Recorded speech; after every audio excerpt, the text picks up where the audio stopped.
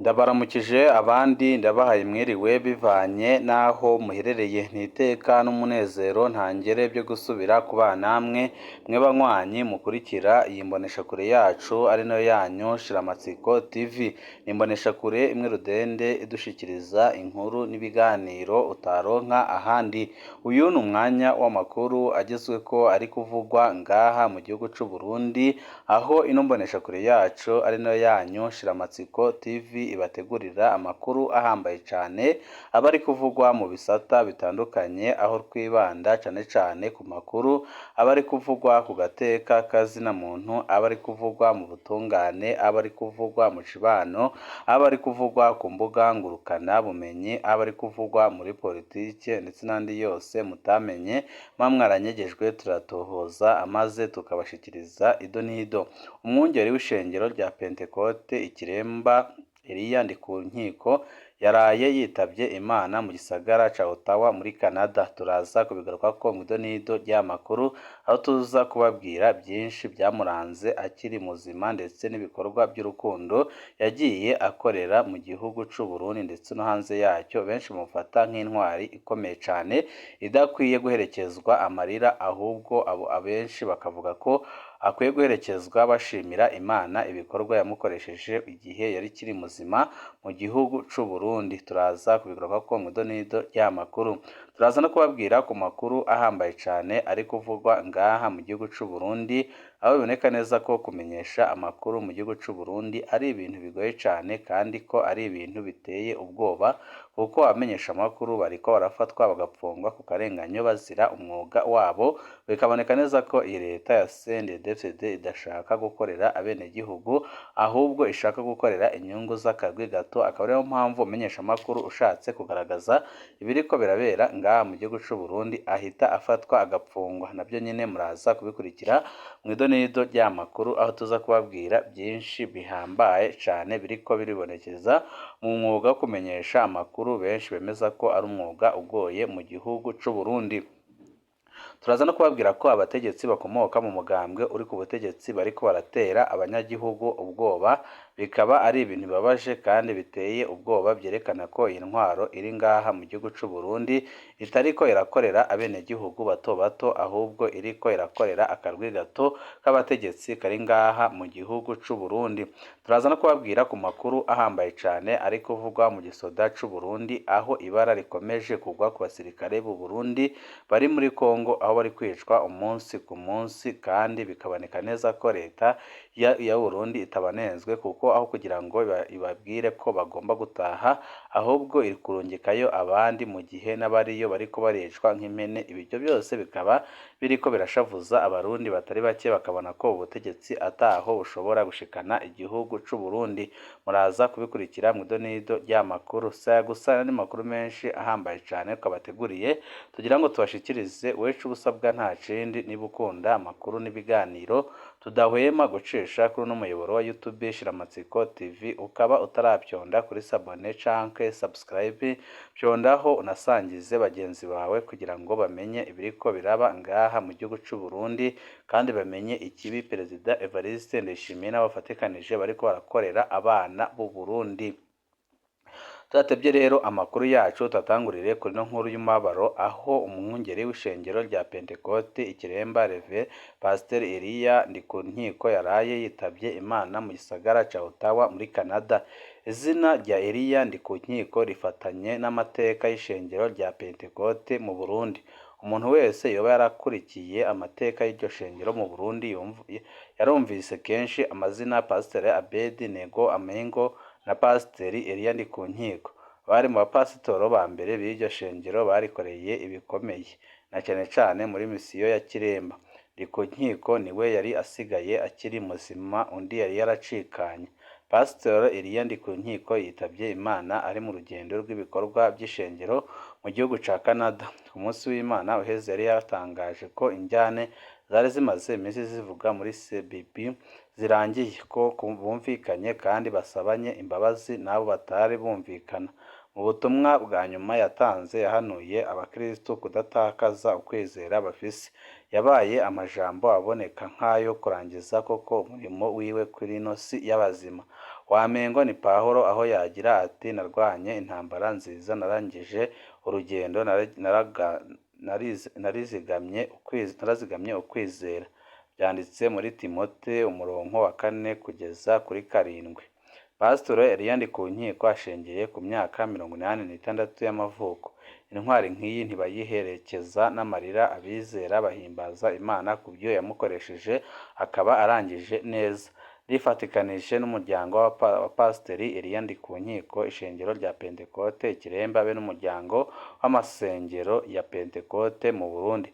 Imana ibakomeze mu bihe bitoroshe bagiye gucamo nyuma y'uru rupfu rw'akababaro rwashenguye imitima y'abarundi batari bake, ariko nanone abizera bati iyo intwari igiye dushimira Imana yiduhaye ntago tuyerekezanya amarira.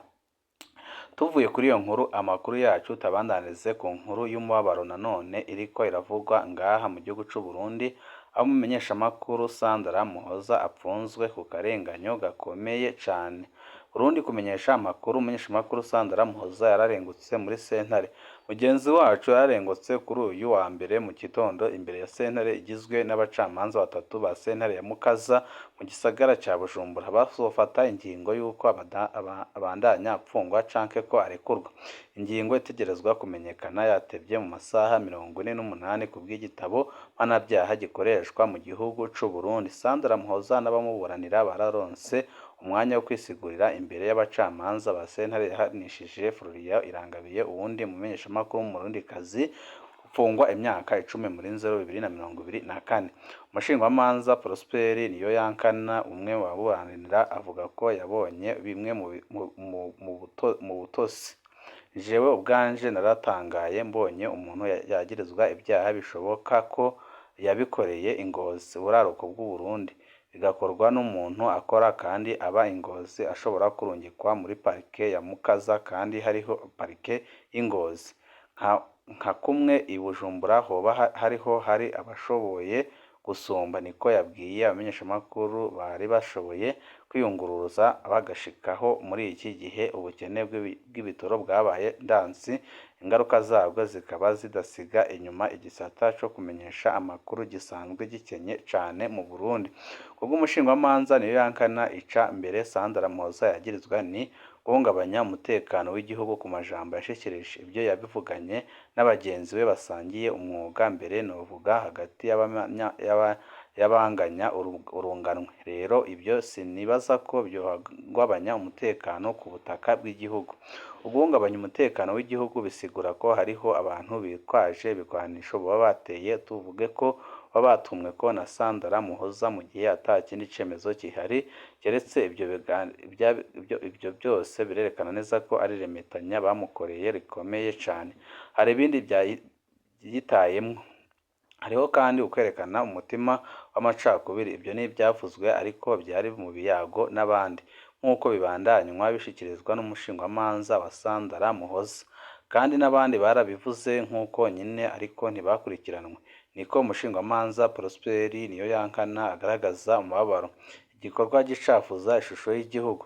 Kuburanira umugenzi wacu ubutungane bw'u Burundi bwategerezwa kurekura umukiriya wiwe byihuse. Nibigaraka gucafuza ishusho y'igihugu c'u Burundi mu gihe atashingiro na rimwe bifise. Ibyavugiwe hagati y'abamenyeshamakuru bigatuma umwe muri bo apfungwa, ibyo bicafuza ishusho y'igihugu kuri gusa. Nico gituma nosaba indongozi mu ntwaro no mu butungane by'ukuri bategeke irekurwa ryiwe canke arekurwe by'agateganyo, kuko ntaco ariko arakora mwibohero, cane cane kuri ibyo bintu bibiri twavuze. Niko yagaragaje umubabaro kandi arangiza avuga ko bigomba gukorwa ku buryo bwihuse. Ubwo igitabo mpanabyaha gikoreshwa mu Burundi, ingingo ya sentare izoboneka mu masaha atarenze 48. Tuve kuri iyo nkuru, amakuru yacu tabandanirize kubiriko biravugwa Makamba, aho indongozi za CNDD-FDD zirabangamiye umwigisha yabujije abanyeshuri kuja mu myerekano y'umugambwe uri ku butegetsi CNDD-FDD. Gedeon Niyitunze, umwigisha w'icigwa cy'igifaransa kuri ese ya Musasa muri komine n'intara ya Makamba, ubumanuko bw'u Burundi, arabangamiwe n'indongozi za CNDD-FDD kubw'amakuru ava i Musasa. umugambwe uri ku butegetsi wagiriza uwo mwigisha kuba yahanuye abanyeshuri kwitwararika ivyigwa aho kuja mu manama y'uwo mugambwe. Abarongoye sendika y'abigisha basaba abarongoye indero n'intwaro kumukingira kugira ngo ntagire ico aba. Kuwa 27 Ramukiza 2024 umugambwe CNDD-FDD warakiriye abanywanyi bashasha bavuye ku mitumba itandukanye y'intara ya Makamba. Kuri ES Musasa bamwe mu banyeshuri ntibitavye ivyigwa bari bagiye muri izo nama z'umugambwe uri ku butegetsi. Kubw'amakuru yacu kuri iryo shuri, Gedeon Nitunzi yarabonye ko hari abanyeshuri benshi basivye mu mwaka wa nyuma asanzwe yigishamwo igifaransa. Yaciye aha impanuro abanyeshuri baja muri izo nama z'umugambwe aho kwiga. Yashimikiye ku bimirije gukora ikibazo ca leta. Niko bivugwa n'umumenyeshamakuru yavuganye na SOS Media Burundi ariko adashimye ko amazina yiwe amenyekana.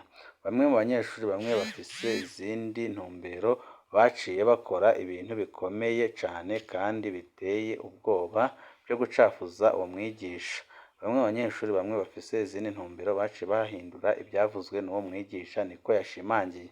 Mu rugendo rwakozwe n'umunyamabanga wa CFD muri komine nshasha ya Makamba igizwe na Makamba, Kayogoro na Kibago, umushingamateka Zashe Misago yarateye ubwoba uwo mwigisha. Umwigisha agomba guhungabanya ibikorwa byacu, ategerezwa gutanga insiguro. Ntidushobora kureka kugira ico dukoze kuri ivyo yavuze. Niko Zashe Misago yateye ubwoba imbere y'isinzi ry'abanywanyi ba CNDD-FDD ku mugwa mukuru wa zone Kabuye. Indongozi z'amasendika y'abigisha ziriyamiriza iryo terabwoba ririko rirakorerwa uwo mwigisha. Ku bwabo yari yifuza ko abanyeshuri bamenya. Basaba indongozi z'indero n'intwaro gukingira uwo mwigisha, ariko araterwa ubwoba n'izo ndongozi z'umugambwe uri ku butegetsi. Mu Burundi abanyeshuri kenshi bategekwa guhagarika ivyigwa bakaja kwakira indongozi za CNDD-FDD canke mu bikorwa by'uwo mugambwe. Ibyo abatavuga rumwe n'ubwo butegetsi bagumya biyamiriza bivuye inyuma. Bariko babwiye ko tubabwira ku makuru ahambaye cane ari kuvugwa mu gisirikare c'u Burundi, nuko abatari bake bahejeje kwicwa kandi bikaboneka ko byose biriko biragirwamwo uruhara rukomeye cane na Perezida Evariste Ndayishimiye utari kugira icyo akora kugira ngo atabare abana b'u Burundi bariko baricirwa muri Kongo. Hari imiryango imaze kuronka amakuru y'ababo baguye ku rugamba. Muri ico gipfungo ntangere cibera muri Kongo, hari imiryango iza iraronka amakuru ko ababo bishwe. Muri abo haravugwa Premier Sergeant Major Emery Ntadambanya ufise matricule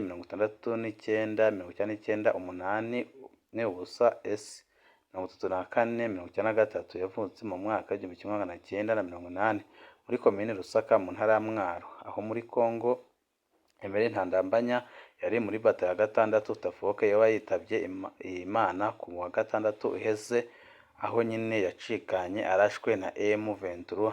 Turabandanya gukurikirana amakuru y'abasirikare bahitanywe n'iyi ntambara, kandi uko tuzoyamenya niko tuzoyabasangiza. Intambara zabandanije ejo haheze zaranakomerekeje intwazangabo y'ipeti rya Liyetona Koloneli itwara batayo. Ejo haheze ibintu byabandanije gutoro abasirikare b'u Burundi aho bakuriwe ku birindiro byabo cane cane mu gace ka Ngungu bateye abahunga batumbereye muri Sud Kivu. Ejo baronse itegeko rivuye mu biro by'umukuru w'igihugu ndetse n'umukuru w'igisirikare Bujumbura ko bategerezwa gusubira ku birindiro byabo. Niko gusubira mu ntambara itoroshe yo kugaruka ku birindiro bateshejwe. Amakuru twahawe n'abasirikare avuga ko ejo hari abasirikare benshi bakomeretse muri izo ntambara, harimwo uwitwa Liyetona Koloneli Bwayiba arongoye imwe mu mabatayo ya Tafoke. Hari n'abandi basirikare bahitanywe n'iyo ntambara y'ejo haheze, nabo ntituramenya ibitigiri byabo. Ingabo zacu ziriko zirazira iki mu by'ukuri? Iki ni ikibazo gikomeye cane abasirikare bonyine bafise. Abasoda babandanya kuvuga ko bariko bagwana intambara batabona ico bagwanira ico arico. Iyo ni ingorane ikomeye cane mu ntambara. Nta musoda atsinda intambara atumva. Ica kabiri, abasoda babandanya kwidogera ni ingene bo badafise ibigwanisho bikwiye, bakabirushwa n'abaroberi bahanganye. abasoda babona ko abatwara Burundi babashoye mu ntambara batiteguriye. Ica gatatu kibabaza abasoda b'u Burundi ni ingene bagwanira abantu batanezwe igihugu cabo kandi batanabakunda. Abasoda b'u Burundi bavuga ko batangara ingene kugeza ubu abasoda ba Kongo baca bahunga mu gihe M23 ibakanze na gatoya, abarundi akaba aribo bidadira ku rugamba rutari urwabo. Ikibababaje kurusha ni ingene iyo bahunze bagahura n'abazalendo, abasoda b'u Burundi bagira izindi ngorane zikomeye, barakwa ibigwanisho n'inyambaro, abazalendo ikabagiriza ko basa n'abo muri M23, aho naho batabategetse gusubira kurwana kandi ko nyine baba bahunze igisirikare ca M23. Abasoda baravuga ko bamaze iminsi badahabwa agashirukabute bemerewe kugira bibesheho muri Kongo. Baravuga kandi ko bafise ubwoba ko bashobora kuzobura inzira yo guhunga baja muri Sud Kivu kubera ukuntu M23 itera ibakikuza. Ubu bavuga ko basigaranye inzira imwe gusa yo hasi n'inzira yo mu mazi. Naho abategetsi b'u Burundi baguma baziba amatwi, intambara ya Kongo irashobora kuzogira ingaruka zikomeye ku gisirikare c'u Burundi no ku gihugu.